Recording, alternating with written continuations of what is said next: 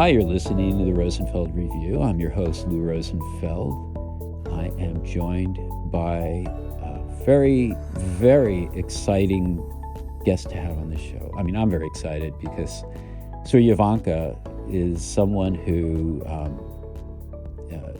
is something of a hero and an amazing model for people who, as an individual, can have impact by helping large groups of people have impact.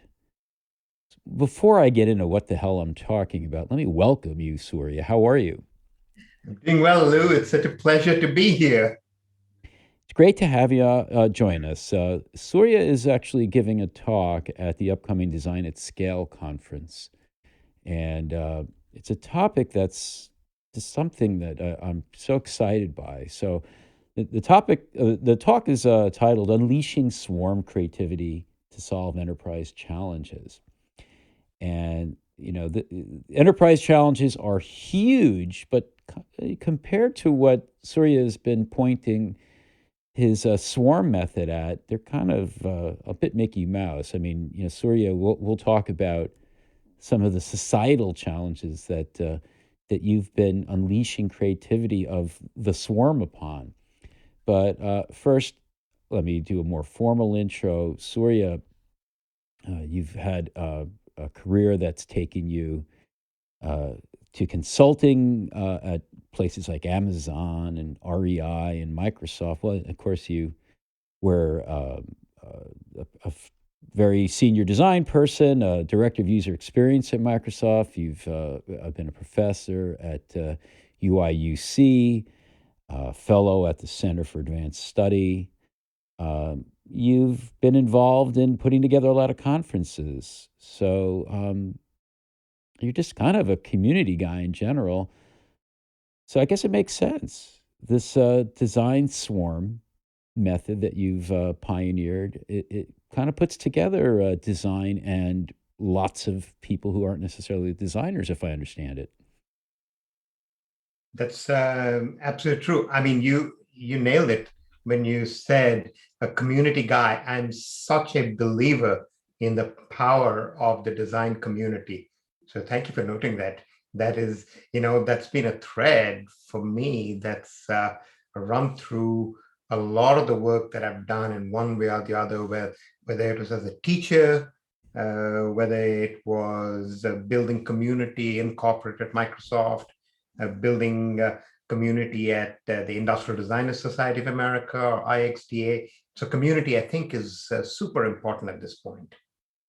So the communities that you've worked with traditionally have been designers, but at some point, it seems like you've gotten beyond designers. I mean, I know a lot of the framing around the design swarm method is to, get as close to unlocking the creativity of the 8 billion minds on the planet. But let's get beyond the design milieu and talk a little bit about design swarms for the world. Yeah. So my belief is that every human is creative. Now, of course, we've heard a lot of TED Talks say this, right? That everybody's creative. The challenge has really been, how do we instrument that creativity? And for me, the thesis, the hypothesis really is that today there are thousands of wicked problems on the planet, right? We live in these extraordinary times. It just turns out that at this particular moment in history that we are living, where we're staring down the barrel of this big change called climate change, and there's a ton of different things happening, we just happen to have a ton of different wicked problems around the world. Right? And my contention is that design's pretty handy at this point, just because design is a process discipline and not a domain discipline. It's pretty good at being able to take on any kind of problem because it's got this strong backbone of process. And because at this particular moment, we've got almost all the problems are novel problems. So we can't use old methods. We need a discipline that's able to take on really new problems and use this process muscle to take them on. So we've got that. But the challenge, of course, is with the scale of problems that we have, there's just not enough designers to go around. And so the good news, I think, is if we can shift our way of thinking, that there are thousands of wicked problems on the planet. But the good news is we've got 8 billion creative minds. And we have a very strong process, which is very elastic and very malleable, called the design thinking process, which also is learnable, right? And that if we're able to deploy that, we really have a shot at taking on all these problems at this moment. Okay, so, first of all, one of my initial reactions is, I've often heard people in the design world bemoan the commoditization of design, but really, it might be a good thing. And in effect, I think what you're talking about is not making 8 billion people designers, but certainly equipping as many of them as you can with new tools, which take some pressure in some respects off of the people who are, quote, designers, and allows Exactly. us to maybe work in concert with those minds. I get the sense that it's richer than simply defining a single new role of the democratized designer, the member of the swarm, but actually thinking about how the swarm works with people who are more experienced. I think that's a very key part of the conversation, because we we can't, one of the problems that we've had recently is folks go for 2-week boot camps on design thinking and think they're designers, right? There's been promise out there that go take the short boot camp or go for 2 months somewhere and become a designer. No, you don't become a designer, you become a design thinker. And there's a difference, I think. And I Hmm. don't think one can say we're going to create 8 billion designers. Design is a highly specialized discipline. It's got a specific set of thinking skills, visual skills, making skills, and it takes time and years to master that. But design thinking itself is a mindset and a process which can be externalized and which people can be led through. And so I kind of think of that somebody who is moving through a design thinking process still needs to be facilitated to the process, but they can temporarily have designerly behaviors to Hmm. solve the problem at hand. Will they be able to do it by themselves? Probably not, right? But I think that therein lies the difference, I think. But what we have access to is this huge untapped creative pool that one can tap into if we use that approach of being very clear between designers and design thinkers. So let's talk about an example where you have unleashed those design thinkers on a wicked problem. Absolutely, I'll talk of something I just did in the past couple of days. Um, this is a project that I was doing remotely with Sierra Leone, and one of the huge challenges in Sierra Leone is just gender violence. There, the UN has a list of gender disparity, and it has of the 189 countries on the list, Sierra Leone is 186th. So there's just horrific violence and disparity. And that has been extremely resistant to being solved. And in fact, the president of Sierra Leone declared gender violence a national emergency, and particularly for teenage girls. So, um, over the past couple of days, I've been working remotely with a school in Sierra Leone in Freetown, where we have been using the core of the design science process are process maps, which make the entire process visible. The other important part of it is that there are multiple teams that concurrently work on the same problem on these process maps in parallel with visibility to each other's process. Because of that, they're able to raise each other, learn from each other. And what happens is you can start to discover the problem space very quickly. So that's exactly what happened. As we moved through this problem, we started to find unexpected aspects of the problem. One of them was, for example, the issues around the women who face the biggest problems, which is women who are albino, right? And we start to discover where there are issues such as old tribal belief systems are influencing this. And so that discovery process with the set of 30, 15, and 16-year-old boys and girls moving through this process, we were able to do this extraordinary level of discovery. And by the end of 2 days, we had 16 proposals Hmm. from them. And those 16 proposals, they are a starting point where they can be submitted now into an authority figure, in this case, the First Lady of Sierra Leone, that it'll be submitted to. And they will have a chance to start looking at the solutions that actually come from the point of view of the people who bear the impact.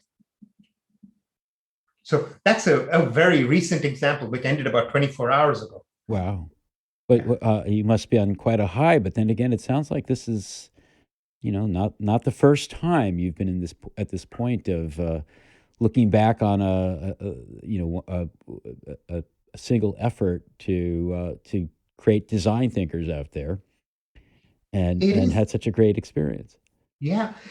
For me, true, it's been really humbling and astonishing to just witness the creative power that is out there, right?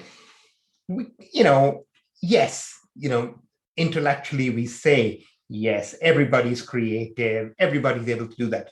But to actually see the amount of creativity that emerges in these short engagements from folks who have never even known that there's something in the world called design, and to see them exhibit these behaviors and actually traverse the whole journey of understanding problem space, and then move through the journey of traversing solution space and go through that, and also start to respond to that, is been unusual. There's some of the folks who have engaged in these this method and these in a workshop format are for example, folks who have been very close to the opioid, Hmm. right? Folks who've been on the healthcare provider end, and folks who've had firsthand experience of the opioid epidemic in Ohio, right? And some of the kind of solutions they came up with completely, impressive, mind-blowingly good. Yeah. So yeah, this is for me. It's been very interesting to take, you know, a quarter century of my own design experience and to externalize it into these maps, and also take the design methods of others even better than me and turn that to maps, and then see what happens when people follow these maps. So let me ask you: when one of these exercises begins, is it presented um, as an opportunity to learn design thinking, to be part of a swarm, or does it start off focused on the problem at hand, whether it's addressing the opioid crisis or the state of gender discrimination in Sierra Leone? And then do you come around to saying, oh, by the way, you've just learned a bunch of skills. We call them design thinking skills, and you can apply them elsewhere. Yeah, that's a great question, because what the swarms method has been really handy is also as a teaching tool for places that have adopted. Boston colleges adopted very broadly across entire Boston College as a method to teach all their students about design thinking. So there it comes in from, let's learn about design thinking, but because in the context of problems, we try to find local problems, and they also go through a problem solving process. There are other times where they're extremely low resource communities who need a solution quickly. And so then they'll go through it. But then this one of the benefits is at the end of it, they find that they've got a tool that they're able to use. For instance, there was a one of these swarms that did, and in Mexico City right after the earthquake, because there was that was about 5 years ago, a big earthquake in the city, where there was a lot of challenges right after the earthquake. And so citizens needed to come together, but they didn't have a scaffold. And so working with one of the universities there, we went ahead and had citizens come together, work with design students who are also citizens, of course, and they came up with some solutions. And their intention was to come up with solutions. But now it turns out that they've got a method that they can use as well. So it's a little bit of both. Well, it's fascinating, and also just kind of makes my heart sing to see how it's actually being applied in these broad real world situations. But after the break, I'd like to take it to the enterprise and think about how people in the enterprise, who often feel like their challenges are as intractable as anything the world faces, and think about how the swarm method's helping them. So we'll take it into a break. You're listening to the Rosenfeld Review. I hope you're enjoying the podcast. If you want more, not only do we have a whole bunch of podcasts in our archive, but we have something that's very current, very alive, and very engaging for groups, and that is our communities.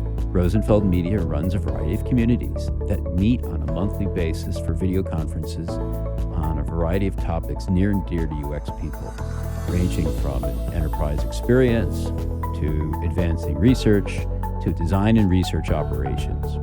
I want to encourage you to join one of our communities. Again, it is free by going to rosenfeldmedia.com/communities.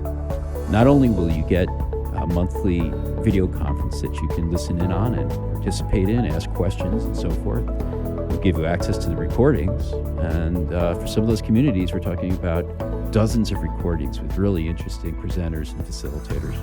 You'll also get a newsletter. You'll get access to an advice columnist. Yes, we actually are providing advice columnists for each community. And finally, if you're interested in our conferences, our communities correspond to our conferences. So you will be the first to know when programs go live, when tickets go on sale, and by the way, most of our conferences sell out, and other good things about our conferences, such as when the scholarship applications open up. So go to rosenfeldmedia.com/communities. You're going to find something that's free, something that's interesting, and it's a great opportunity to find your tribe as well. We'll see you there.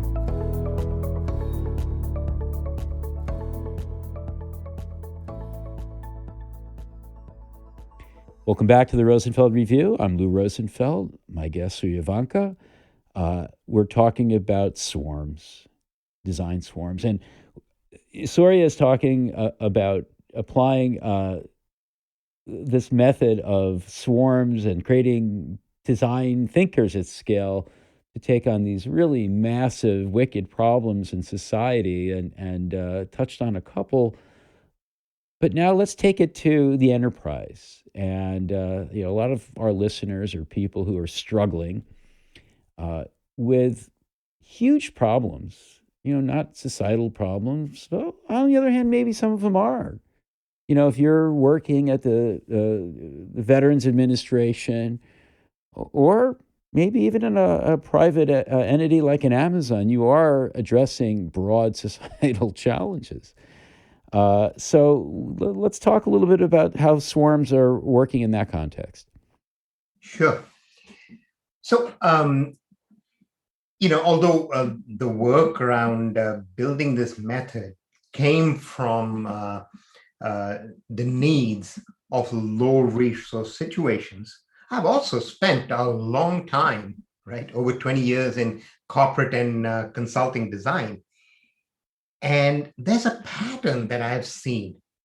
And the pattern that I've seen that ties into how I believe swarms not only will be, are being used today by many large organizations, like you mentioned, Amazon and Microsoft, T-Mobile, REI. So a number of places have utilized swarms, Lilly, Amgen, and why is that? I think the pattern that I'm referring to is that more and more we are seeing that the teams that are successful in solving complex problems elegantly are no longer the ones that function like top-down command and control organizations. But because problems shift so quickly and have so much complexity, that the teams that are successful have behaviors that are more nimble, like ant farms or shoals of fish that can move around obstacles. Mm-hmm. So we already know that's a phenomena out there, that we know that there are some teams that are able to do this and some teams are not able to do this, right? Where design swarms comes in, it's instrumenting this way to do it by bringing together swarm creativity and design thinking. So the design thinking part of it is, of course, a solid process, a repeatable process. The swarm creativity is the structures and the mindsets, the mindsets of being able to not be overly tied to roles, the mindset of learning from each other, the mindset of being very agile and collaborative, the mindset of being boundaryless, the mindset of looking for invisible leaders who might lead a certain part of the process, right? The mindset of really allowing folks who have got something to contribute but previously weren't able to contribute because of hierarchies, the hidden contributors, to be able to now actually add value. And so, what I believe, the same thing that exists in low resource communities, which is this huge pool of untapped creative potential, also exists in enterprise. And in enterprise, the number of people who got creativity but don't really get to contribute that creativity towards the offering that the enterprise puts out in the world, the value that the enterprise puts out in the world. The swarms allow us to tap into that, because we can bring together in organizations. I find it's powerful to bring together the designers and the engineers and the PMs and the marketing folks, the admins, the folks who are connecting with customers and customers as well, and have them all work together. And because there is one explicit, externally depicted process, which we don't negotiate, and that is well orchestrated, it allows everybody's creativity to come in. So I understand the aspects of process, but isn't there also a need for whoever convenes the swarm to maybe be both generous with their power in the swarm? In other words, to be willing to give leadership away, to hand the reins to whoever naturally takes them, and to be comfortable with that. That seems to be like there seems to be some need to clarify the ground rules, that the convener needs to clarify those ground rules and to demonstrate mindfully that they are not there to control. I think that is so central. In fact, going back to a previous part of our conversation where we talked about designers, is this a commodification of designers, right? I think what we are really seeing is this new orchestrator designer, the multidiscipline leader who can lead a lot of people, but also requires a giving up, which is, it's not, as a designer, it's not about my creativity. It's about other people's creativity. My creativity now is not towards the product, but it's about creatively setting up the frameworks, orchestrating, operationalizing, and all of those other things that are closer to driving organizational change, inspiring, very leader like qualities. So part of that giving up that you mentioned is so critical because there you can, as somebody leading this, you can't be attached to your ideas because you're depending on the ideas to come from the swarm. Hmm. I'm loving this, and I'm remembering an occasion where I encountered a swarm, or I convened one, Mhm. and it was a fascinating experience. We were working on. I was working with Kevin Cheng, who wrote a book that was for us that was called "See What I Mean." It's about storyboarding, using comics to do storyboarding. It's a great book. I think it's way ahead of its time. And we were talking about his book proposal for quite some time. We happened to see each other at one of the IA conferences back in Miami. I forget what year it was, probably about 15 years ago already. And I tweeted out something along the lines of, "Hey, Kevin and I want to get a few people together to talk about his book idea. If you're around, we'll be meeting such and such a time in such and such a lounge." And we thought maybe 3, 4 people might spend 20 minutes with us. And we had about 25 people show up. We didn't really know what to do with them. But the beauty of it was, I mean, these are designers, obviously. They just naturally organized. So they already had some of the process down. And I remember, for example, Dan Willis, who's just a fantastic visual facilitator, just started visually facilitating. And other people were taking notes, and other people were doing other things. And Kevin and I just kind of sat there. And I think we were too kind of awestruck to interfere.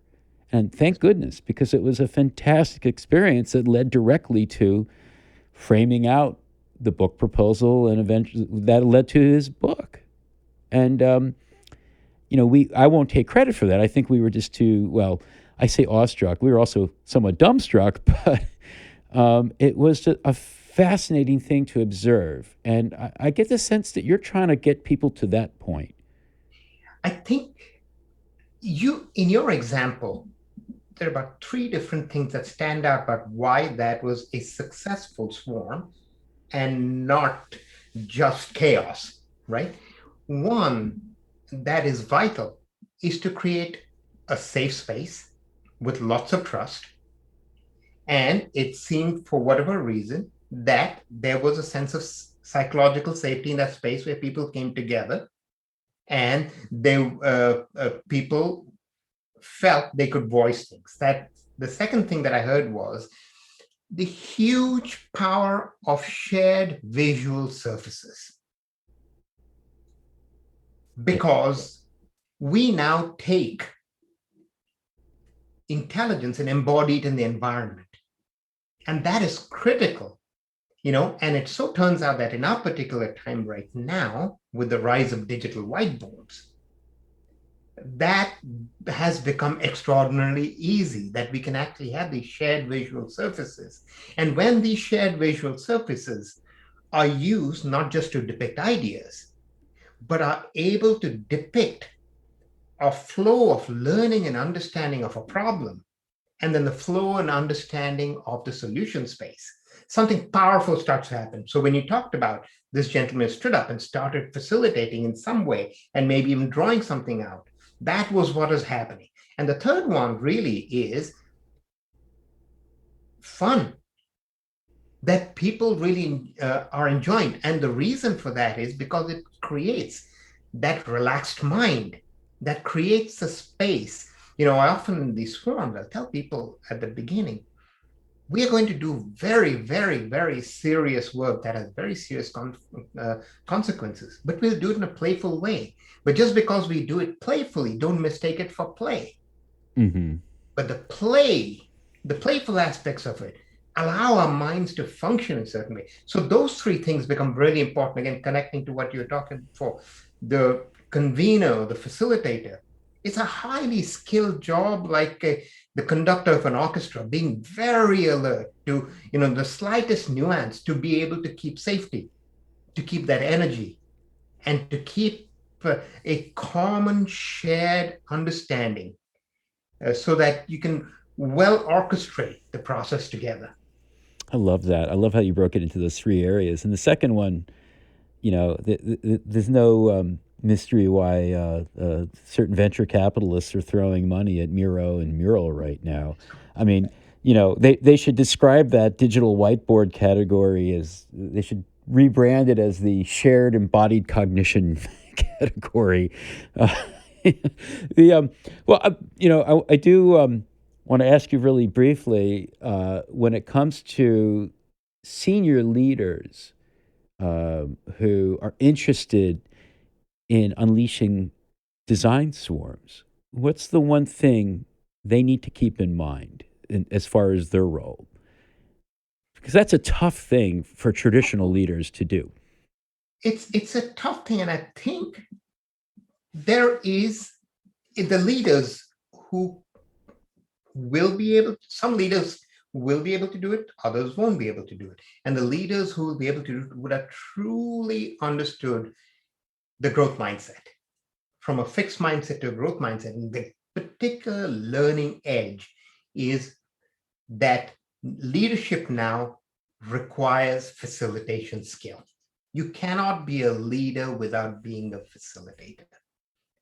So, that's so key. And being a facilitator means doing all those things you talked about. How do I give up my ideas? How do I give up the fact that I've worked in a space for 20 years and I know the right way, but I'm still able to step back and let something emerge? So emergence is an important piece of that. So for leaders, I think it is learning to be facilitators and understanding, that it's you lead a conversation, and that conversation may be a design conversation, maybe a problem-solving conversation. Whatever that conversation is, you lead it, you begin somewhere, and then you have the skills to shape and mold and move it forward so that there's value created at the end of it. And that value hasn't come from you at the beginning. The value that you thought was at the beginning of it, the value came from having convened the swarm. I love it. Being able to get that out of the swarm. Surya, I can't wait for your talk. And just a reminder, everyone, Surya is giving his talk at Design at Scale. It's our virtual conference coming up June 9th through 11th. And I'm just inspired. And I wish we had more time, but I do want to wrap up with a quick question for you. We always like to wrap with giving you, our guest, an opportunity to shine a little light on something, someone that could use a little light shown on it for our community and our audience. What do you have for us, Surya? Yeah, the gift I'd like to share is not a book. It's a book, but it's not a book that got published last week or this month or just came onto Audible. This is a book that's 50 years old today. So this is Design for the Real World by Victor Papanek. And I think this is a very provocative book. And even though it's 50 years old, it's such a timely read. I have a connection to this book because when I went into design school back in India, that was the book that changed the course of my thinking. It changed the way I looked at design, and I understood that design is a political act. Our design choices are not neutral.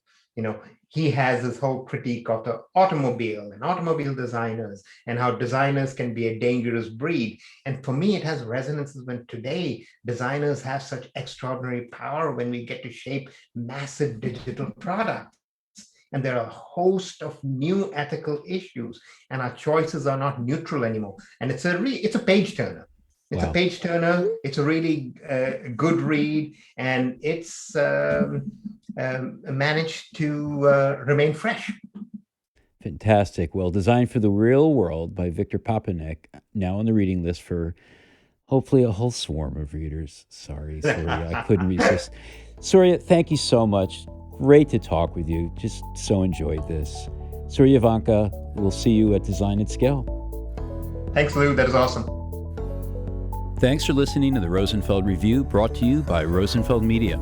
If you like our show, please subscribe and review it on iTunes, Stitcher, or your favorite podcast platform. I'd love it if you tell a friend to have a listen, and check out our website for over 100 podcasts with other interesting people. You'll find them all at rosenfeldreview.com.